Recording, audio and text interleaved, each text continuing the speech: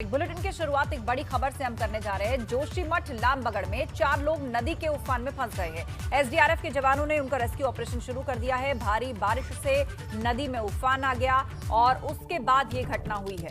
रस्सी के सहारे लोगों को नदी पार करवा रहे हैं जवान। ये देखिए किस तरह जान को जोखिम में डालकर ये जवान इन लोगों को रेस्क्यू कर रहे हैं। एसडीआरएफ के जवानों ने इन लोगों का रेस्क्यू ऑपरेशन शुरू कर दिया है। भारी बारिश से नदी में फंस गए हैं लोग। जोशीमठ लामबगड़ में 4 लोग नदी के उफान के कारण फंस गए। जलस्तर अचानक बढ़ गया, इसमें उफान आ गया, जिसकी वजह से 4 लोग फंस गए हैं और एसडीआरएफ के जवान किस तरह से उन्हें रेस्क्यू कर रहे हैं। टेम्परेरी रोपवे बनाया गया है जिसके माध्यम से जवान नदी के उस पार जा रहे हैं और नीचे उफनती हुई नदी, तेज बहाव किसी को भी बहा कर ले जा सकती है। जरा सी चूक जान भी ले सकती है, लेकिन ये जवान किस तरह बहादुरी से इन 4 लोगों की जान बचाने के लिए ये रेस्क्यू ऑपरेशन कर रहे हैं। एसडीआरएफ के जवान किस तरह इस जोखिम भरे रास्ते को पार कर रहे हैं। 4 लोग जो कि नदी में अचानक आए उफान के कारण उस पार फंस गए, उनको बचाने के लिए ये ऑपरेशन किया जा रहा है। रंजीत से इस पर अपडेट लेते हैं। रंजीत, बताइएगा क्या रेस्क्यू कर लिया गया है 4 लोगों को?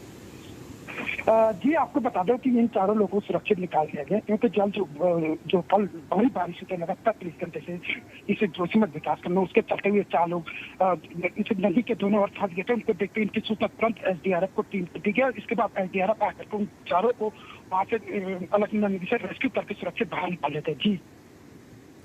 जी हाँ, बिल्कुल। तो 4 लोग सुरक्षित हैं और रस्सी के सहारे रेस्क्यू ऑपरेशन किया गया। हम तस्वीरें दिखा रहे हैं रंजीत कि कितना जोखिम भरा ये ऑपरेशन रहा, कितना वक्त लगा इन 4 को बचाने में?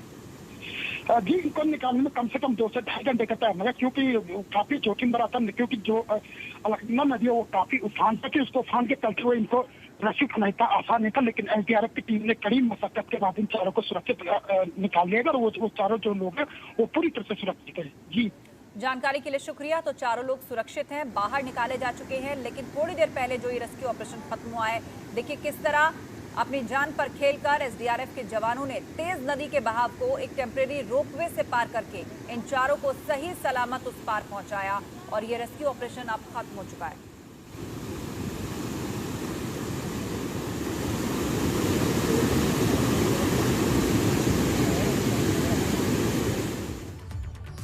और अब जोशीमठ से इस वक्त की बड़ी खबर हमें मिल रही है। तपोवन टनल के पास झूला पुल जो बना हुआ था वो बह गया है।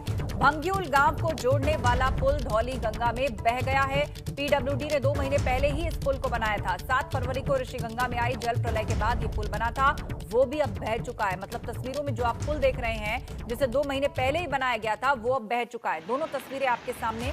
धौली गंगा जो नीचे बह रही है नदी, उसके ऊपर ये पुल बनाया गया था जो अब नहीं है।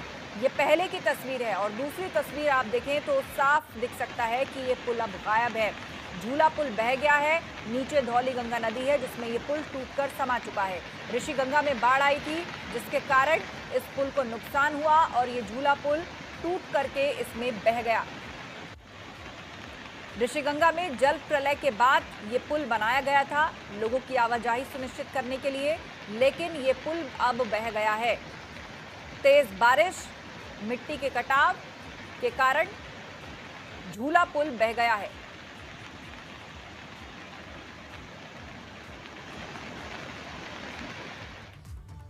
और चलिए अब आपको उत्तराखंड की 4 तस्वीरें दिखाते हैं। विकासनगर यमुनोत्री राष्ट्रीय राजमार्ग पर बारिश के कारण लखवाड़ बांध और यमुना पुल के बीच में मार्ग 2 से 2.5 घंटे बाधित रहा है।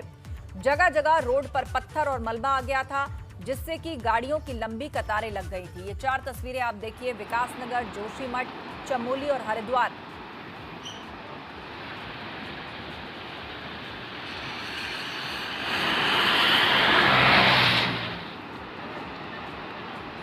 यहां पर बारिश और बाढ़ के कारण कहीं कहीं मिट्टी का कटाव हो रहा है, कहीं पुल बह गया, सड़कों पर बड़े बड़े पत्थर पड़े हुए हैं और उसके बीच में लोगों की जान बचाई जा रही है। पेड़ टूटकर गिरे हुए हैं।